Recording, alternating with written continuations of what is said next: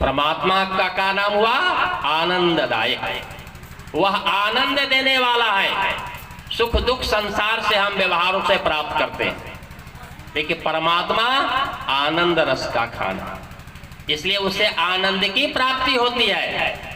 और जब हम आनंद पाना चाहते हैं, सुख पाना चाहते हैं, तो हमें किसी को दुख देना नहीं होगा।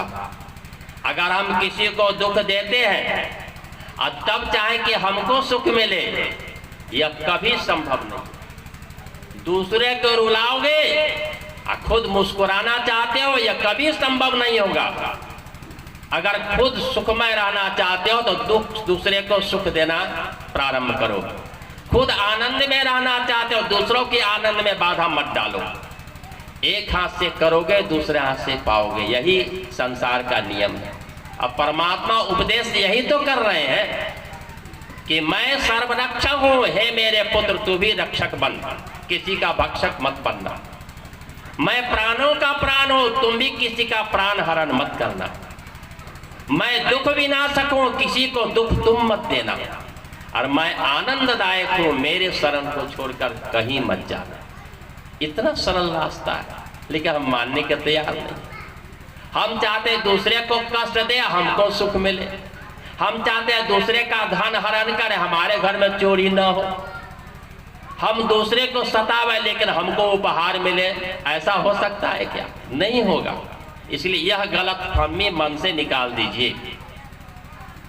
अगर हम परमात्मा के शरण चाहते हैं तो बस इस रास्ते को अपनाना, यही उसकी भक्ति है और कुछ नहीं। ये सारा ड्रामा है, ईश्वर की भक्ति का सारा ड्रामा हम देखते हैं। जैसे किसी बच्चे ने बताया आपको ना, मैंने कि बार बार पैर छूकर प्रणाम करता, लेकिन बात एक भी नहीं मानता। ऐसे ही हम ऐसे ही भक्त हैं जो ईश्वर की बात एक भी नहीं मानने को तैयार है, लेकिन बराबर उनके नाम जपने में लगे हुए।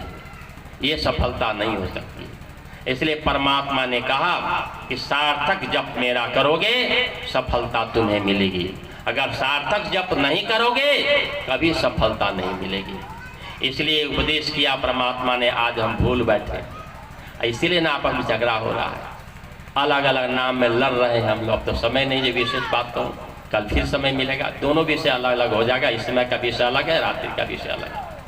तो इस विषय को फिर आगे मैं ले चलूँगा कल की, क्योंकि एक दिन में समाप्त होने वाला चीज़ नहीं है। और मोटे सीधे बता दे, छोटे से शब्दों में आप समझने वाले भी नहीं है, क्योंकि ये पड़ती जमीन है ना। उदाहरण गांव से समझिए, ये पड़ती जमीन किसे कहते? इस पर कभी हल नहीं चला हो, बरसों से बंद हो, फील्ड है, मैदान है। उसमें अगर कुछ पौधा लगाना है, खेती करनी है, गेहूं बोना है, धान लगानी है, फल फूल लगाने हैं, तो क्या करना होगा? उसको कई बार हल चलाना पड़ेगा। उसमें एक बार में बंजर जमीन फूलने वाली नहीं है, मिट्टी नहीं टूटेगी उसकी। कई बार कल्टी चलेंगे, उसके बाद मशीन चलेंगे, आगे से पीछे से दाएं से बाएं से कई बार चलाकर उस मिट्टी को तोड़ना पड़ेगा। बंजर जमीन है और उसमें जो घास फूस अनावश्यक जमे उसको निकाल निकाल के हटाना पड़ेगा। मिट्टी को कोमल बनाना पड़ेगा, और वह शुष्क है तो उसमें सरसता लानी पड़े, खाद पटा करके, गोबर पटा करके उसमें एनर्जी पावर पैदा करना पड़ेगा। इतना तैयार है, मिट्टी कोमल हो गई, सरस हो गया, उर्वरा शक्ति उसमें आ गई है, तो उसमें बीज रोपण करेंगे, तो वो बीज प्रस्फुटित होकर अंकुरित होकर निकलेगा, पौधा बनेगा।